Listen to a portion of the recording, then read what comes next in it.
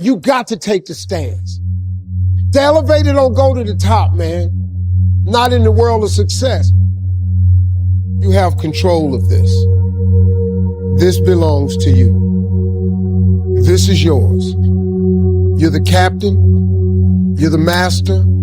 You're the foreman. You're the general. You're the head.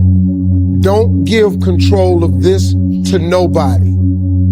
Get off of Instagram and Snap. And get off all these blogs.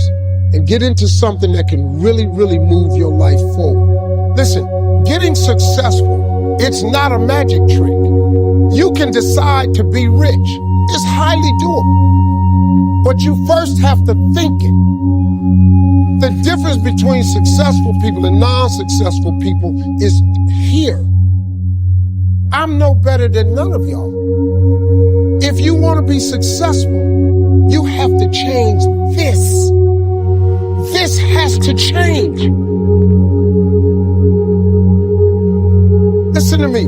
It's not what makes it hard is your lack of belief that it can happen for you. The fact of it is, though, it's very doable. See, but you got to change, though. If you keep doing what you've been doing, you're going to keep getting what you've been getting. So if you're at a place in your life and you ain't happy with it, you have to change something. But you have to make a conscientious decision that you're going to change. And it's not dependent on anybody else. It don't matter what your mama think. It don't matter what your coworkers think. It don't matter what your siblings think. It don't matter what your children think. It don't matter. They have nothing to do with it. This decision is yours and yours alone. Let me tell you something. You get to decide if I'm gonna be rich, poor, mediocre, plentiful, happy, sad. You have a decision to make. It's really not important what the majority of people that are blogging are saying. As a matter of fact, bloggers are not relevant people, they're not shakers and movers, and they're not decision makers, and they're not power brokers. So when you spend so much time in the blog world, the Instagram world, the chat world, all of this, you're wasting valuable time. If I was young and I had what you have, and you're the brightest group of young people that have come along in a long time, man. Millennials are absolutely brilliant because you all have technology. I had no technology growing up, nothing. You couldn't download a book. You had to go to the library, go to the card catalog, pull it open, find the book, find the number, go get on the elevator, go to the row, find the number book, get the book, and hope somebody ain't told a page out that you want to read. That's what it used to be. When my mom and them finally got the money together to help us educate ourselves, they bought an encyclopedia set, Britannica, Funkin' Wagner. And everything you wanted to know was in that encyclopedia. And that's all you could know. If you want to look up something about elephant, and they had 2 pages on elephants, that was what y'all knew about an elephant. Y'all got Google. You can Google anything. You all have stuff at your fingertips that can make you great. But if you could combine your technology with your parents and your grandparents' work ethic, your could be rich. You could be rich, man. But you cannot erase the work ethic part.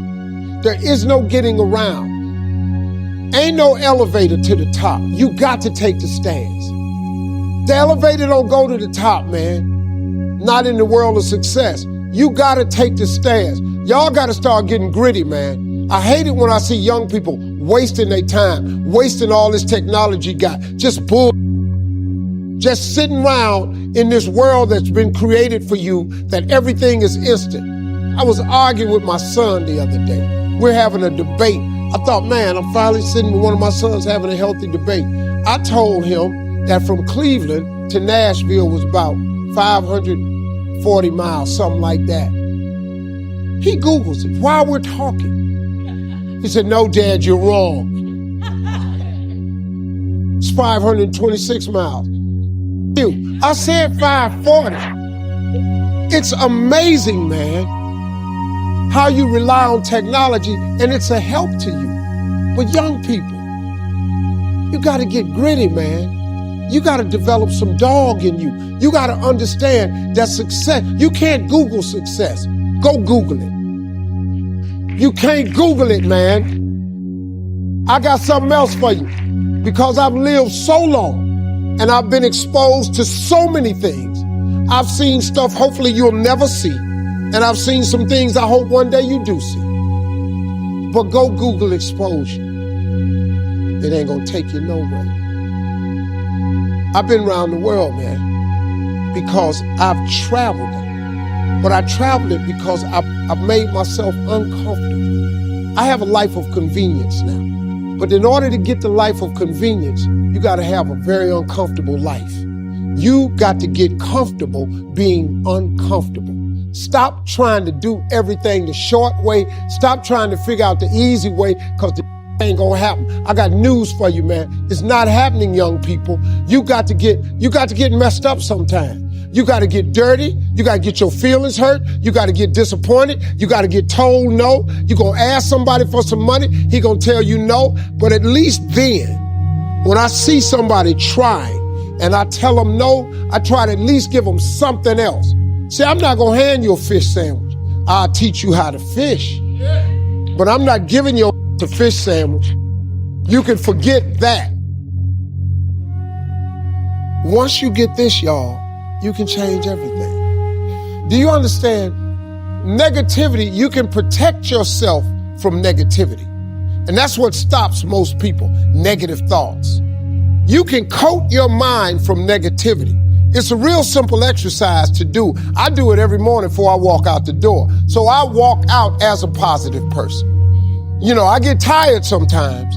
That's different from being negative, because I get mentally drained from my job at times. But to coat your mind from negativity, the way you can put a coating around your mind is with one simple thing: gratitude. Gratitude erases negativity. I'm gonna show you how this works. If you wake up in the morning and you start having negative thoughts, man, this ain't my day. I woke up on the wrong side of the bed. I'm tripping, I just don't feel myself. Every time you feel, in the middle of the day, if you feel yourself doing that, stop. Just stop for a second. And start going over in your mind everything you have to be grateful for. Not everything you want, everything you already have. Because what you have is substantial. You just